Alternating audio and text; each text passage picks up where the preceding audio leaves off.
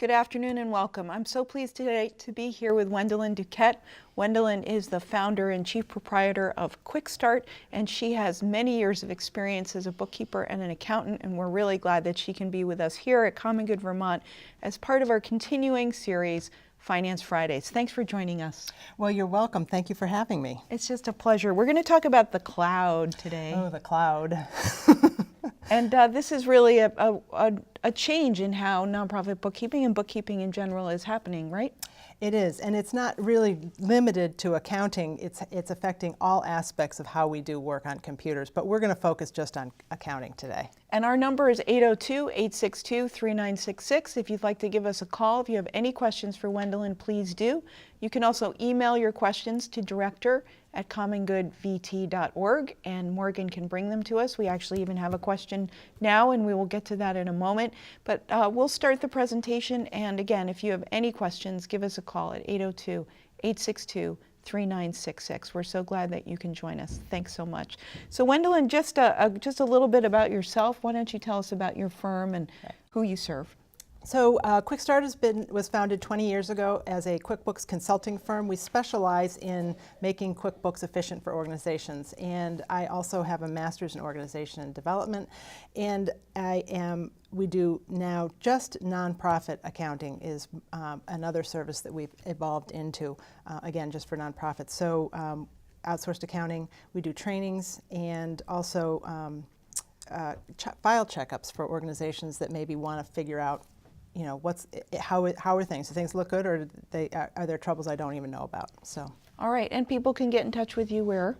On our website, QuickStart QBVT, and our phone number is 802-253-6008. All right, well, we really appreciate you giving this presentation today. So why don't we go on to it? Moving to the cloud, is it right for your organization? Well, I think a lot of people have heard about the cloud, and that's some of the things that so I think it's a timely question, and one that will be with us for a while, because everybody that's with us today are going to have different time frames for doing this. But what are some of the things that you need to think about, and what are, where are you now in terms of thinking about this? I think the questions I encourage people to think about, and hopefully you've had a chance to do this, is what's drawing you to the cloud? So why are you here? I'm assuming you have some interest in knowing more about it. And what's keeping you from the cloud? I think those are the two things that are going to, everyone's going to wrestle with. And I think by and large, the things that are drawing people to the cloud are convenience, particularly the anytime, anywhere access. I think that is, without a doubt, the number one thing that I hear people say to me. And then what's keeping people from the cloud are relying on the internet to get access to their software or to their data is a big one. What I used to call death by monthly fees. So in some cases, what you're purchasing or the cost of entrance to the cloud relies on some kind of a monthly subscription or monthly fee. And then a huge issue around security, which as we discuss, there's really a two-edged sword on that. There's two ways of looking at that. All right, so we're going to be looking into these issues. But essentially, let's talk about what the objectives of today's training is. Yeah, so we want to make sure everybody understands what we mean by the cloud, what are the advantages of using the cloud, what are the disadvantages, and what are options for accounting in the cloud. And we're going to actually talk about 3 of those. And then how do you decide which is right for you? And we're actually going to provide some step-to-step decision treeing to help you figure that out. So what is the cloud? In the broadest sense, the cloud is really just a metaphor for any information that's stored, accessed, or manipulated through the internet, through the network of networks, the World Wide Web. So any of these, you'll see on this diagram that was up a little earlier, all the devices that we interface with are on the periphery, a server, a tablet, mobile devices, laptops, computers, and then the cloud has the ability to do all of the things that are inside, dealing with applications, platforms, so your actual desktop, and also the infrastructure for multiple people in your organization working there. So part of the advantages and disadvantages, which you'll talk about, is that I think many organizations that are watching are quite small. Mm-hmm. They're not big organizations, and so they're going to wonder about why to make the transition from the QuickBooks, it's resident on the computer by their desk versus going for the features and security in the cloud. Right, and I think accessibility is the reason people are asking those questions. So for those of you that want a more word-based definition, this is what Google says. The cloud is the practice of using a network of remote servers hosted on the internet to store, manage, and process data rather than using your local servers and personal computers and the infrastructure that you have. IBM says that cloud computing, often referred to as simply the cloud, is the delivery of on-demand computing resources, everything from applications to data centers over the internet on a pay-for-use basis. So benefits. So here's some sort of generic benefits of the cloud. Productivity anywhere, anytime, we've talked about. Off-site data storage. So anybody who has data knows that you are always advised to store things off-site, whether you use it primarily in-site, but being off-site is a key important part of being secure. Reduced IT costs, and we'll talk a little bit more about that. And we're here mostly talking about servers. Disaster recovery. If you lose everything and you don't have your own offsite, if you have everything in the cloud, the providers will be able to help you get things back. Easily upgrading your software. So anybody who's struggled with needing to provide, do payroll and suddenly got the message, oh, your subscription is run out, or you need to upgrade your software, can appreciate the advantage of that. And there are people who will say that there actually is a lower cost of operation and ownership in the cloud. So, we'll have to, everybody has to explore that sort of on their own. So again, the pros, from my perspective, the key ones here are anytime, anywhere access, reduced IT costs. And I'm going to talk about servers for a minute, because if in our organization, I talked to my IT person about 4 years ago, and I told her, I said, we are not ever going to have a server in this organization. We were planning for some growth, and we now have 4 people in our office. And because I knew enough about what the cloud provided, I knew that that was the direction I wanted to go in. So I will never have the cost of a server, because whatever I would need a server for, I'm going to use the cloud-based software, and I am pretty confident that that's going to be less expensive for me in the long run. Well, not only the equipment, but the person to manage it and to do the upgrades. So there is a cost. It just depends on who's carrying the cost and how you're paying for it, either as capital or ongoing operating. Exactly, and I think it also depends on the size of your organization. For us as a 3 or 4 person office, putting in a server is a huge expense. So if we can avoid that, we'd like to do that. The other thing that's important is that Virtually provides unlimited storage. We had considered moving to a Citrix file sharing file storage product, but it was very expensive 3 years ago for the amount of storage we need. And in the last few years, the cost of that has gone way down. So you can get virtually unlimited storage for a very reasonable price if that's part of the things that you're considering. And then some people think it's a green choice because you're aggregating hardware and resources in one place and maximizing the usage of those rather than having a lot of independent servers. So those are the pros. What about the cons?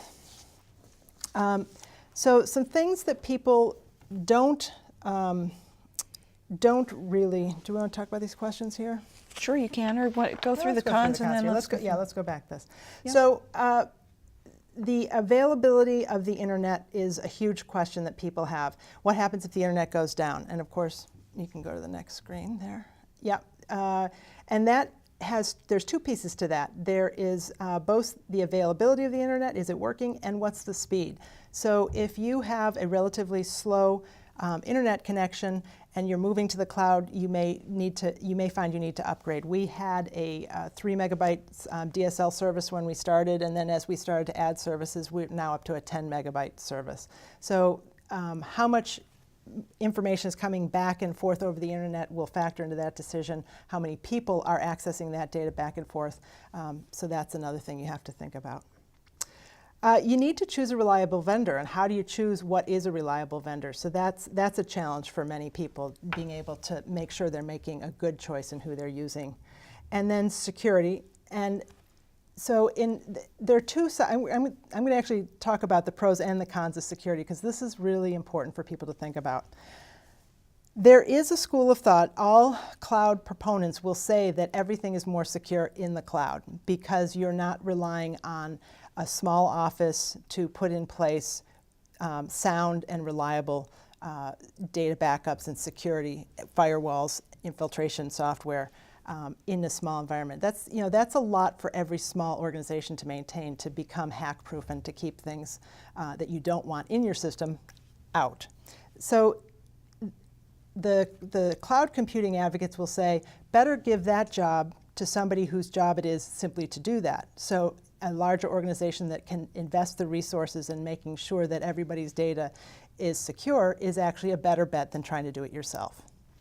I understand that people are going to have different opinions about that. And because one of the challenges in a large server farm, they become hack attack targets. So people are going to go after the Google servers. They're going to go after the Amazon servers because of the pool of data. So if you had any experience with QuickBooks being in the cloud, having any security concerns? I have not had any problems with security concerns. I have had issues, and we'll talk about this when we get to some of the services that we use, about availability and reliability. So we'll talk about that. And I guess to follow up on that, what I would say is that any of the vendors that you talk to and ask them about their security, there are rating systems, and I'm not proficient in to give you the details, but you want to be looking at what's your security rating, and you can get that information and start comparing that. So are we just, I guess that's where you go in cloud accounting solutions, because I'm wondering, are we just talking about QuickBooks in the cloud, or are we talking about other kinds of services? So everything I've talked about now to date is generic to all cloud computing. So anything that you're choosing to do, these issues, these pros and cons, are generic just to the cloud. And now we're going to talk about different kinds of cloud accounting solutions. Right. Now we're going to narrow down to talking about what are the options that we can use for accounting. And there are three options that are available to us. There's software as a service. There's desktop as a service, also known as hosting. So I'll use both of those. I'll probably use hosting more. Hosting, we'll talk about each of these. And then cloud storage, which is also referred to as file sharing, that many people have heard of before. Okay, software as a service is software run on a distant computer in the cloud that are owned and operated by others, not the end users, and that the users access from their computer via the internet, usually from a web browser. Examples. Yeah, so here are three examples. Probably everybody here is familiar with the one on the left there, QuickBooks Online. It's hard to go out and buy a new version of QuickBooks now and not find that as the one they want you to buy, because it is in fact what Intuit wants you to buy now. But it is a software as a service. There's monthly fees for that. Those tend to run between $20 and $40 a month, depending on which flavor you need. Per user? No, actually not. This is interesting enough, the way they've marketed it. If you buy each flavor comes with a different number of users. So if you buy the $20, the Essentials, you get 3 users, plus your accountant and a bookkeeper can also access it. If you go with the higher level, you actually can have 5 users. So in this case, this is multi-instances. And in small organizations, how many people are really getting their hands in the QuickBooks anyway? For the most part, it's only 1, maybe 2. Mm-hmm. And so that it becomes a benefit for larger organizations. But what is really nice is the fact that you can invite your accountant to have access, or your bookkeeper, if you're a small enough organization where you have an outside bookkeeper, they can access the file, and you only have to buy 1 instance. And the ease of access for them is really terrific. So that's in particular for the Intuit QuickBooks, or is that true of Intact and Bill.com? No, those are just 2 other examples. Intact is just another larger scale software. It's a little more sophisticated modular based software. Bill.com is a software that we use that for bill paying. So if you want to aggregate all your online bookkeeping or bill paying in one place instead of logging into multiple services, Bill.com is a place to do that. And that integrates seamlessly with QuickBooks, both desktop and QuickBooks Online. All right. And so I guess this might be a good question, the question about lower cost options for hosting QuickBooks Desktop in the cloud. Yeah, actually, let's hold on to that for just a minute when we get to hosting, because that's a great question. Okay. And and we'll be addressing that. The benefits of software as a service is that it's easy to get started, it's accessible from any computer, it's platform agnostic. So whether you prefer to run and work from a Mac computer or a PC, it doesn't really matter. You can get to your files either way because you're really just using Google or Internet Explorer, Safari, whatever browser you happen to use to get to it. As we had mentioned before, there's no software upgrades. The service provides the backup for your data, and it's scalable based on your usage needs. Now, QuickBooks, as we had mentioned, does provide multiple users, but as you had indicated, many of the software as a service, each person that has to access it, you pay for each license. And the nice thing about it is you can go up or down as you need to, from month to month. So whether you have seasonal workers or you're just growing or you're scaling back, you can really control your costs very well in that regard. The disadvantages of software as a service is that you don't control the data. It's in the hands of somebody else. So if you wanted to have your own local backup, and some of my colleagues feel that this is a big downside of QuickBooks Online, they want to be able to control the backup for their clients so that they know that if there was a disaster at Intuit, they can then restore the data at a later date. So you can't download? Well, there are ways to do it, but it's not the same as it's not as simple and as easily recoverable as a QuickBooks desktop backup that we're all used to. Well, that would seem to be a big drawback. For some people it is, but other people, again, if you're on the side of thinking that they're going to take care of things, and Intuit has a great reputation for being responsible and taking care of their servers and whatnot, then you figure, well, people are okay with that for the most part. Meaning that they are maintaining backups. Yeah, yes, absolutely. And Intuit, all of these software companies do have their own backup and redundancy systems to safeguard themselves from any disasters that come to them. So they are doing that on a large scale. What you don't have is I've got the backup and I'm taking it home with me tonight, so I know I've got it. Mm-hmm. That's the difference. And then the user interface. I think the question for people is, do you like working in a browser environment, or is the desktop with multiple windows more what you like? So that becomes another part of the decision. So the next thing we're going to talk about is hosting, which is remote desktop hosting, or desktop as a service. And we're going to talk about mostly as hosting. And hosting desktop services provide a virtual desktop machine that hosts the operating system, applications, data, and other system configurations of a physical desktop. So it's just like your desktop, except it's accessed via the internet on somebody else's server, and they own and provide and maintain it. So this virtual concept is actually an interesting thing to think about. And for people for whom this is a very new concept, I think the best example would be to think of the QuickBooks or the Macintosh computer that has Parallels or Boot Camp, which gives a Mac user the ability to flip the desktop to look like a PC, and then you can run QuickBooks or any other Windows-based software right on your Mac. So that the PC environment on a Mac is what we refer to as a virtual desktop. The difference between what I'm talking about and the Parallels concept is that these desktops are hosted in the cloud and you access them from the internet. How is that different than software as a service? So when you pull up your hosted desktop, you're going to see a desktop where you can deposit things. You're going to be able to open multiple windows. You are not going to be in a web browser.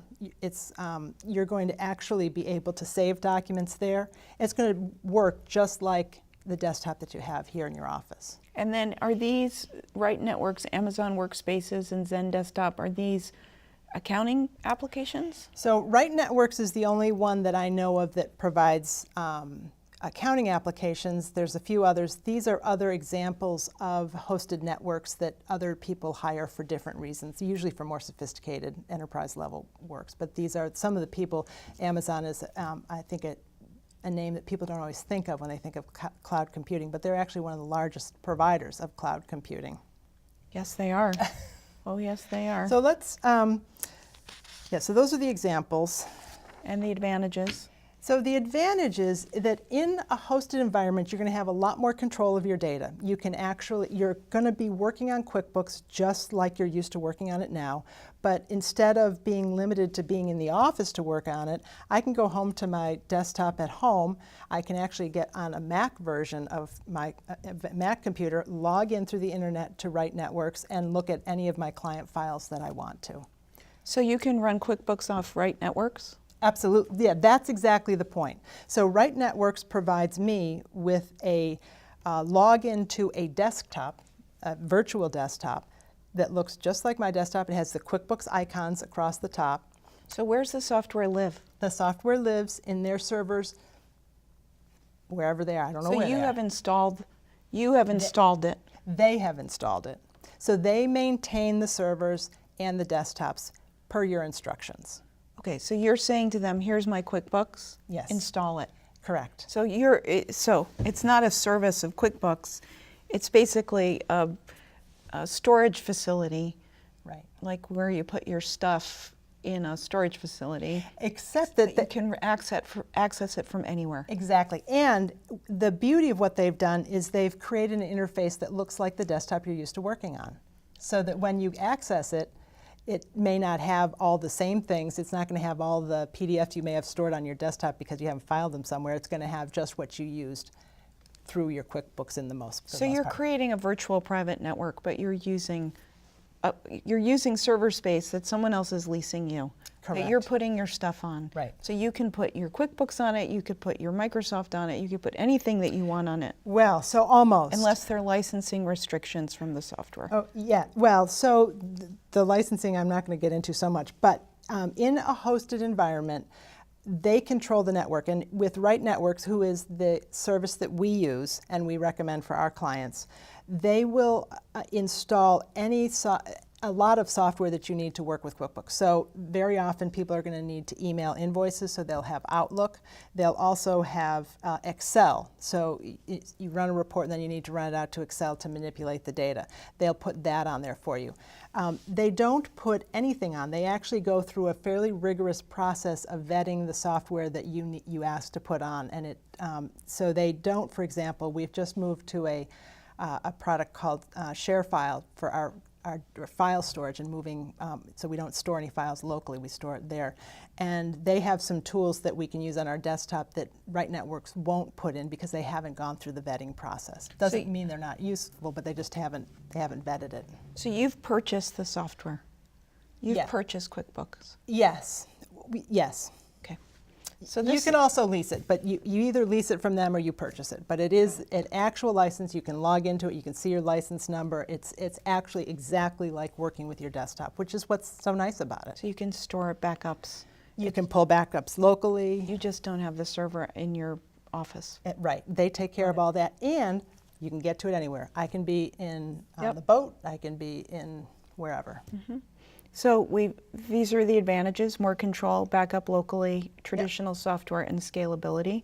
And the disadvantages are the cost. So compared to software as a service, so QuickBooks is about $20, and what we actually pay Right Networks about $65 per user to get the software that we need on it. So it is more expensive, but per month.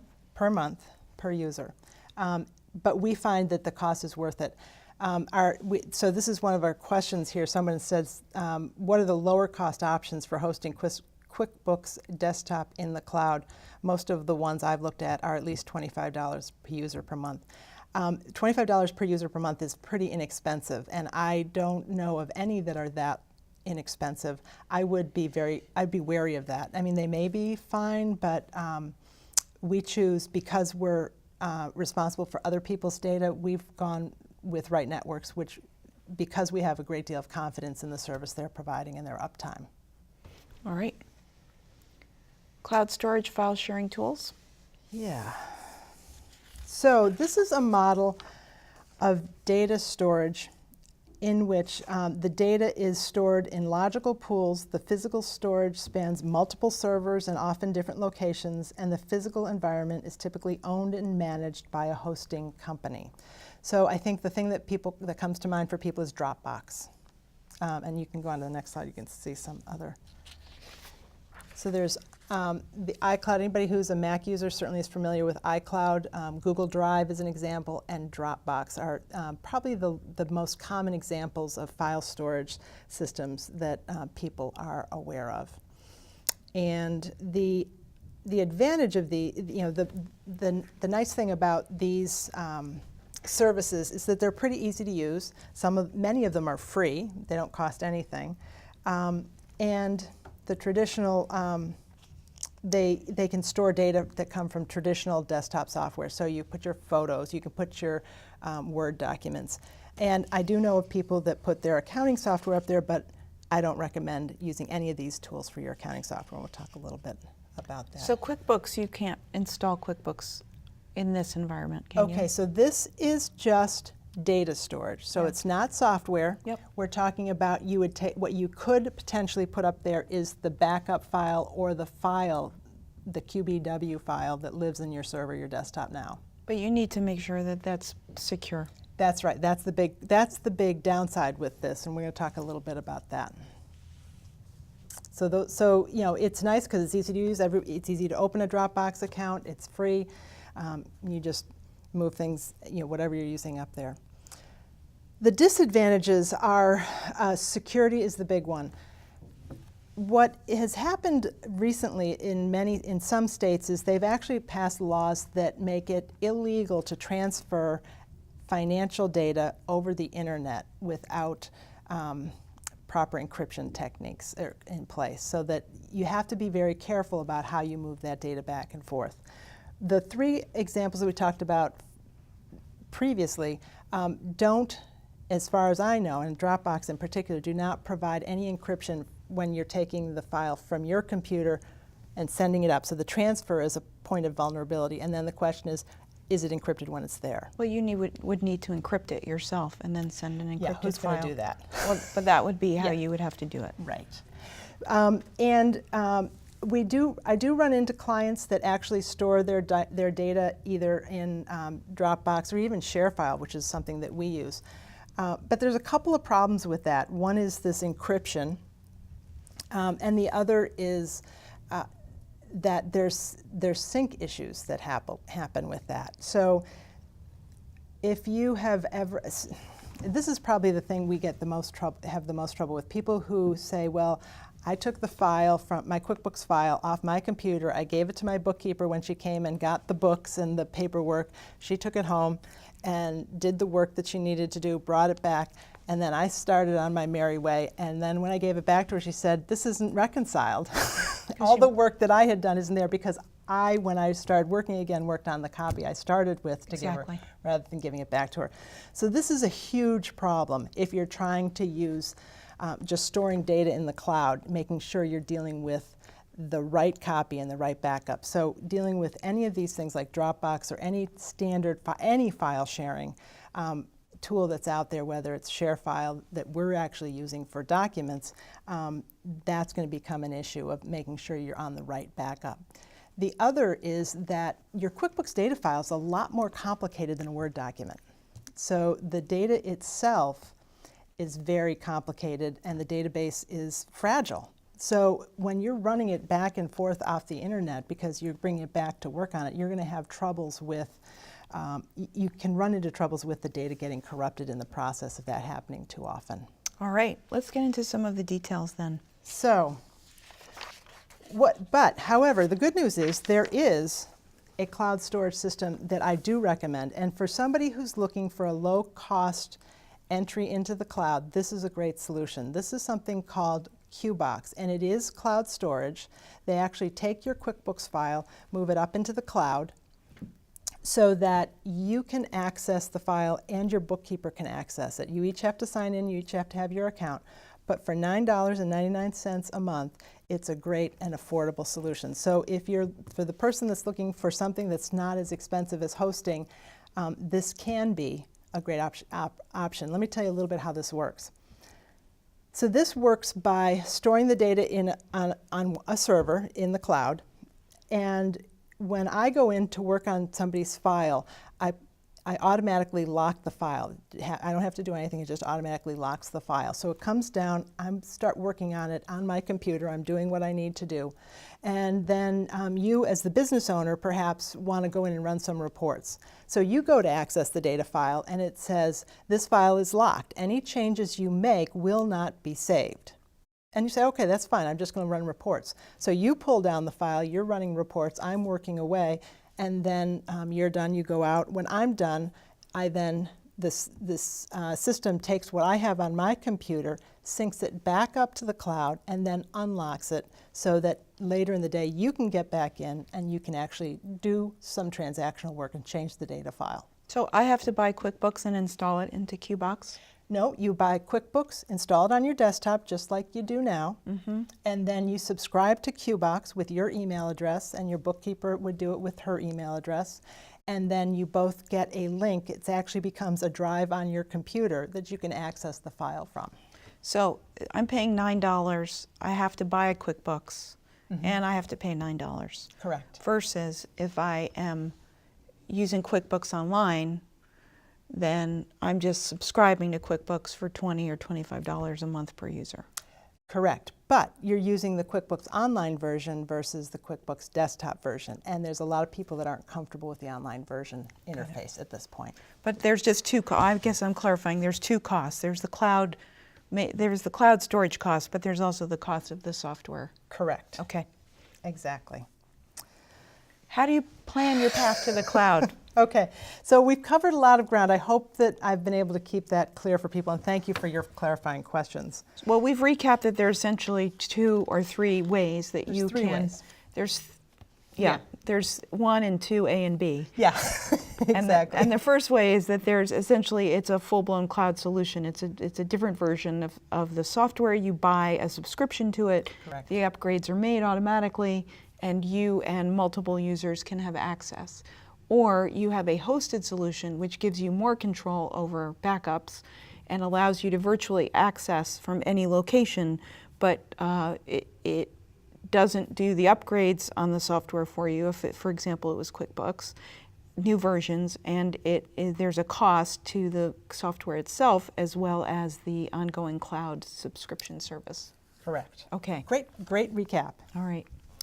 So to make this simple, I've actually mapped out a decision tree. And if you just do one click here and another. So the first question you need to ask yourself is, am I comfortable with the desktop version or the software as a service? So are you comfortable with, in this case, QuickBooks Online or the desktop? So that's the first decision to make.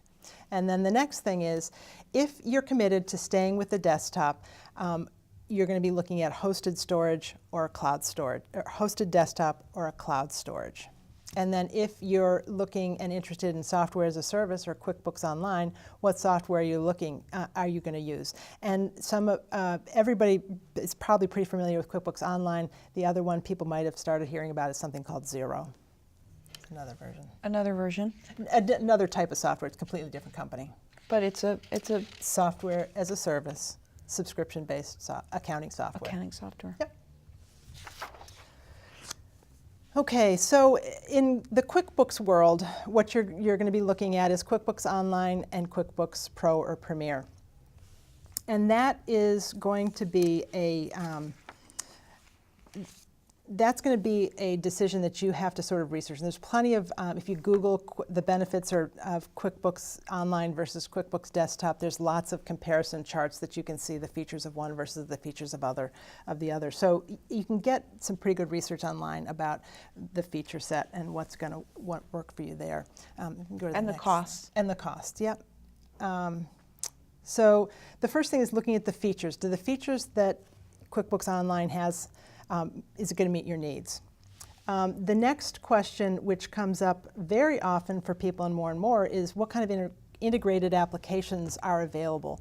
So in the nonprofit world, we're very often thinking about things like donor management softwares, whether it's a GiftWorks or Salesforce, or there's a lot of different things that people use. And is that important? Does that integrate currently with your desktop? Is it important for that to integrate with whatever you're using? And then is it available, is there a version of it that integrates with the one you want to use? Another might be shipping software is another common integration, payroll services. Well, Square, I can think of Square would be Yep. one example. Yep, yep, those are exactly the People kind are of thing. buying things, shopping carts that you have online. Right. And so, so there's lots of considerations around that. And actually, I would say that shopping carts are integrate better by and large with the online version currently. That's a place where they have some advantages. The cost is going to be another consideration. And I think that in the nonprofit world, this cost actually becomes very minimal because of TechSoup. So if you are a subscriber to TechSoup, you have the ability to purchase software. QuickBooks Premier, I think, is $75 a license. So for 3 years for cost of ownership, that's very affordable. But likewise, QuickBooks Online is now available as well. You can buy that, an annual subscription for $50, and I think that's for the Premier version, which gives you 5 users. So that's an answer to Kate's question. Well, yes, assuming that Kate is interested in using the software as a service. If she's been exploring hosting, it's because she wants to use I'm assuming it's because she wants to use the desktop version. So she'd have to make that change, but for nonprofits, it can be very affordable. Okay, so the next question is Computer you were going to say the Oh, other. I'm sorry, yes. Yep. The other thing you need to think about is the computer platform that you want to use. Is that important to you? Does it matter if you're on a Mac? Actually, I've got some bad news for Mac users in QuickBooks. This year in the fall, for the first time, for the second time, they did not upgrade the Mac version of the software, and they just announced that they will not be upgrading the QuickBooks desktop for the Mac in the future. So that's going to sunset in 3 years, which means that people that are using that are going to have to look for another solution at some point. And they're feeling that the online is where they're going to move people. And I think it makes sense. I think people will do that. And but likewise, desktop users that are on PC platforms, we got a long time before there's going to be any disruption in that availability. And interface preference is another decision point. Right, in terms of do you like working in a browser where it's harder to have multiple windows open, or do you like having multiple windows that you're manipulating on QuickBooks? So that's the other thing. So if you're going to be using a desktop, if you're committed to using a desktop software, then you really have 2 choices, a hosted desktop or cloud storage. And then here, the next piece of that that's important is, do you need multiple people to be in QuickBooks at the same time, simultaneous users? The only way to do that is to use a hosted desktop to have multiple people in. In our case, what we have is we become sort of a server hub for all our clients. So we have a desktop that goes out to all of our clients' data file storage points, but each of our client only has access to what they have. So we can all be working together at the same time. And then if you have, and just to back up, if you can live with having only one person in the software at a time manipulating it, then this $9 a month QBox solution is a great solution for someone who wants to really use the desktop. So if you're thinking you're going to go in towards hosting, you're going to want to do some research around what your options are. There are more and more hosting options out there all the time. And they're not all created equally. There are actually even, I've run into local organizations that provide hosting services and will host your QuickBooks for you. I've been led to believe that there's some licensing issues, that the services have to actually be licensed by and approved by Intuit to be legitimate. I don't know a lot about the pros and cons of that. I haven't really delved into that. We have chosen to partner with Right Networks, which is the hosting solution that Intuit recommends. Because of what we're doing, we feel that's important. But they're not the only ones. There's many more out there. So you want to know, is it reliable? What software will they support? So if you need a third-party software that integrates, does the integration tool that they use, is that available? Outlook, Excel, any of those things that you might want to use. You want to also know about what kind of support they provide, what kind of security, and again, that's this two-edged thing we talked about. And then backups, how do they do backups?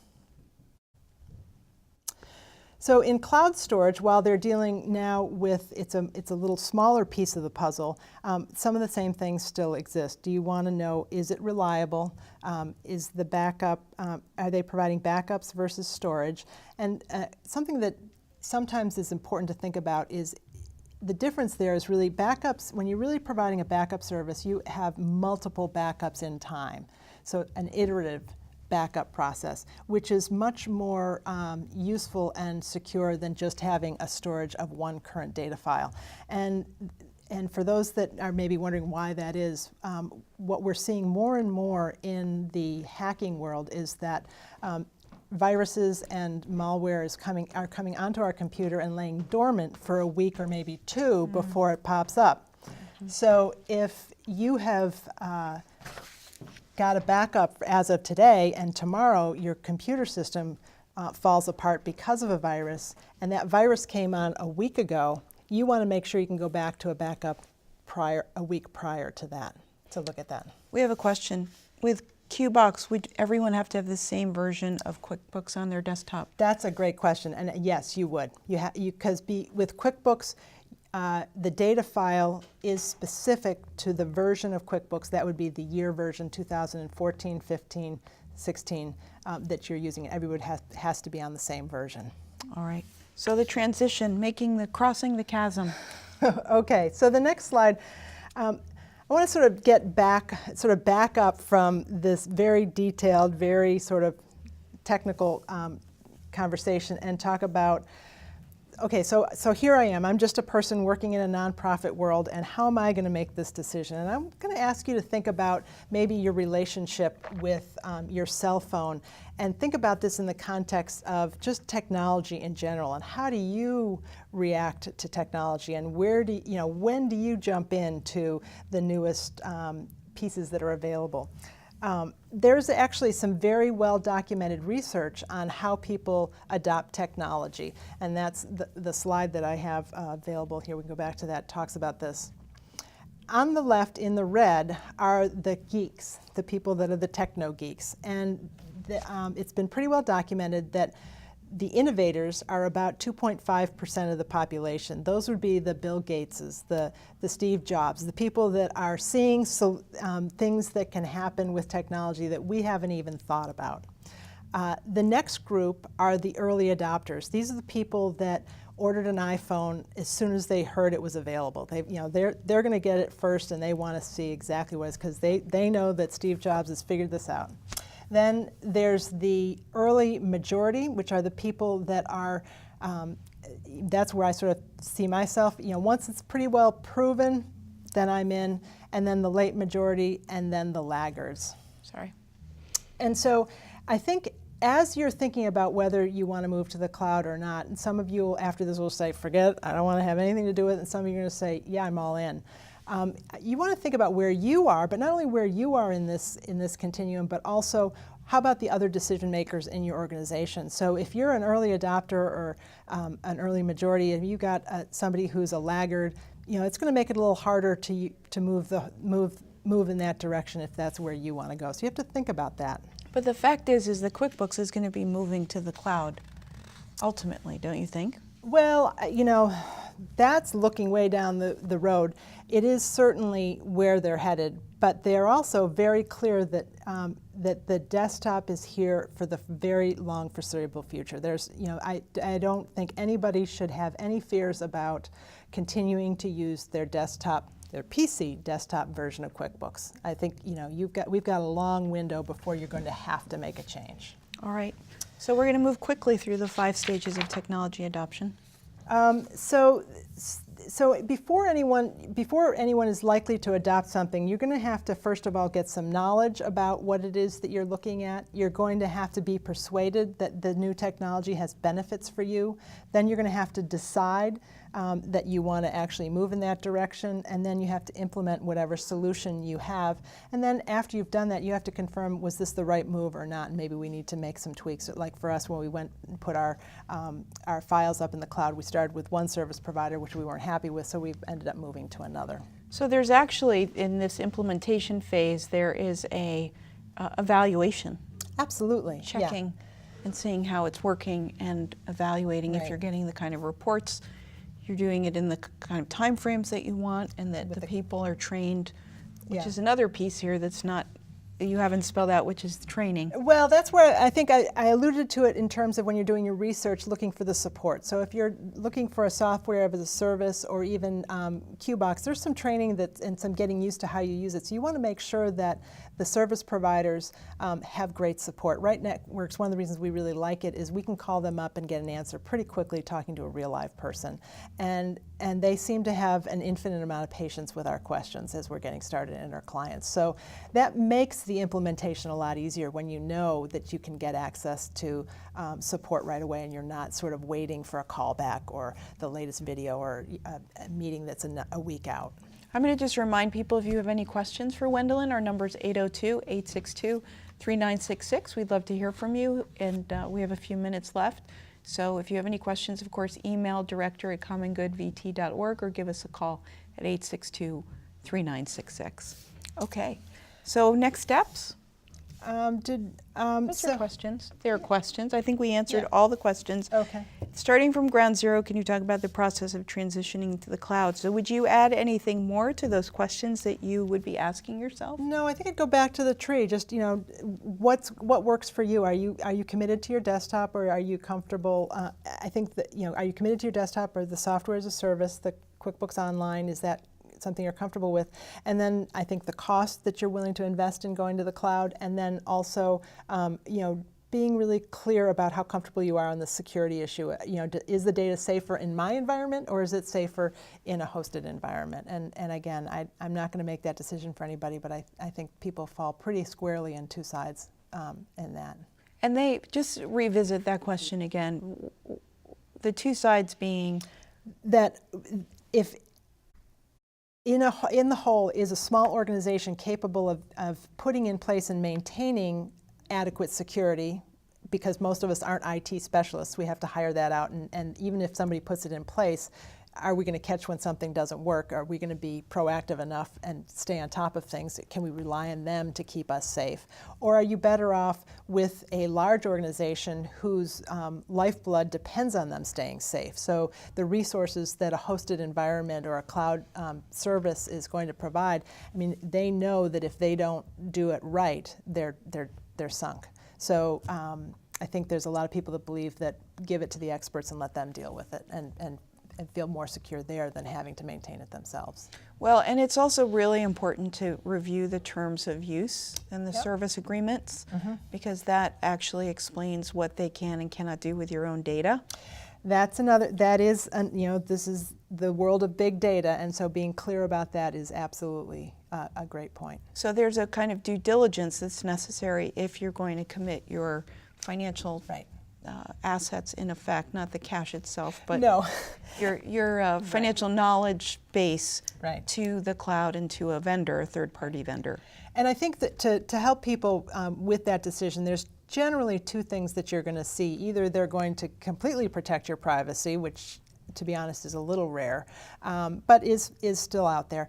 Or they're going to share your information anonymously, or not share it, they're going to collect it to do aggregate research. So how does organizations with 5 employees, just for doing metrics and comparison, actually to your benefit as well, so you can compare if you're a nonprofit, how are you, what's your fundraising compared to your expenses, some benchmarking that it allows. And some of them will pool that data to help share then with the larger community of users for everybody's mutual benefit. So it's anonymous. They're not saying Lauren Glenn did this or that. Aggregate data. Aggregate data. But you have to see if that's what they do and if you're comfortable with that. Absolutely. So there are some final next steps. So I think that in terms of what do you do next, I think the two things to think about is where do you see yourself in the technology adoption spectrum, and the people around you that are making decisions. Where does everybody sort of sit? And I think it's a great conversation to have in your organizations about that, because then it's not about knee-jerk reactions to a suggestion. You're actually going back to what's sort of driving some of that hesitancy. And there are a lot of really important things for people to hash out and sort of figure out.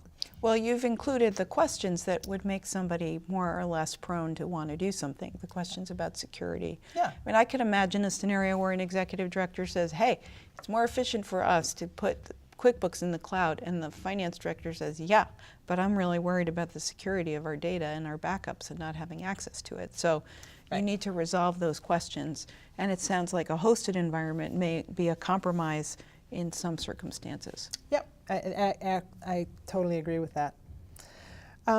So I guess the next thing is just to think about, given where you are, given what you are hoping the cloud can do for you, what's sort of the next step? Is it some more research? Is it doing a trial version of QuickBooks? You can try it for 30 days. You can actually send your data up and see what it looks like at no cost. And I don't even think you have to give them a credit card to do it for 30 days. So, and most of these softwares will give you a trial version. And a lot of them have great webinars that you can look at to actually see how it works. So I guess that is a question. Often when you're doing a data conversion to a new version or a new software, is it pretty easy to take your QuickBooks data in the form that it is now and upload it to the new? QuickBooks has made it really easy to do that. So for the most part, people can do that on their own without much help.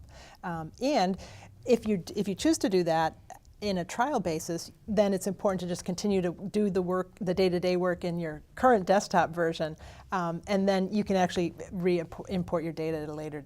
I think you have up to 60 days to re-import your data if you need to bring in current information.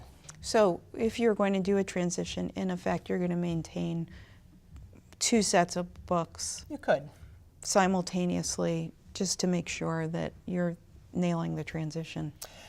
You could. Some people want to do it. Some people will do the research, say, yep, this is exactly where I want to go, and they'll just go, and they won't do both. And it depends on what how confident you are. And I think the confidence has to do with the level of training and preparation. Absolutely. Doesn't it? It does. Absolutely. Okay. So we're here to help. Have you worked with organizations as they've made the transition to the cloud? Yes, and it's and mostly, I mean, they don't come to me saying we want to go to the cloud. That's not what presents to us. What we get is we're really interested in using QuickBooks Online. We want to be able to access it from multiple places. We don't want to hit here. So then we help them work with that. Or somebody will say, I really want to be able to access my QuickBooks file from multiple locations, and dealing with log me in is just so slow I can't stand it anymore. So then we say, well, how about hosting, or how about QBox? And I think the internet connection that an organization has is going to be really super critical, their ability to do this successfully. Right, and I think that I think a lot of our home use of internet is getting us used to having a lot higher and higher bandwidth in the offices. But yes, you have to monitor that and make sure you have enough. So that would be another question to put on the checklist, which is how fast is my internet speed? Yes. Yeah. Yep. Okay. Any other questions if folks have? You can certainly contact Wendelyn directly.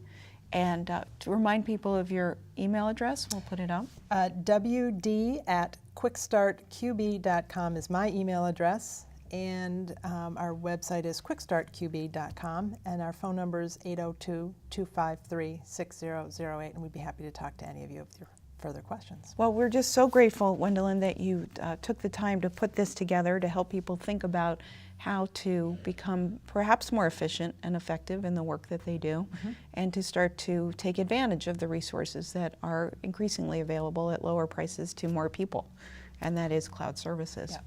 Great. Well, it's been a pleasure. Thank you for having me. And thanks everyone for watching. Stay tuned here to Channel 17 and Common Good Vermont for more programming to help the nonprofit sector.